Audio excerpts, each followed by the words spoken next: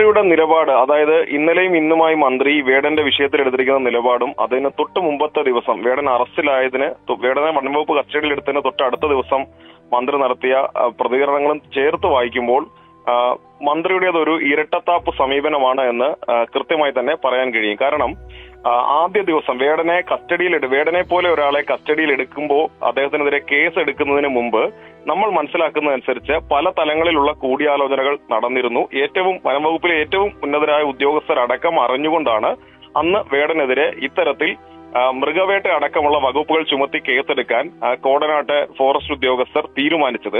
അത് അവരുടെ മാത്രം തീരുമാനമാണ് എന്ന് കരുതാനാവില്ല. കാരണം അത്രമാത്രം കൂടിയാലോചനകൾ നടത്തിയതിനു ശേഷം രാത്രി ഏറെ വൈകിയായിരുന്നു വേടനെ കസ്റ്റഡിയിലെടുത്തുന്ന രാത്രി ഏറെ വൈകിയായിരുന്നു എഫ്ഐആർ ചുമത്തിയത്. എഫ്ഐആർ ചുമത്താനുള്ള കാലതാമസം പോലും ഉണ്ടായത് ഈ കൂടിയാലോചനകൾക്ക് വേണ്ടിയാണെന്നാണ് മനസ്സിലാക്കുന്നത്. ഇന്നലെ വേടന് കോടതിയിൽ നിന്ന് ജാമ്യം കിട്ടിയതിന് ശേഷം മാത്രമാണ്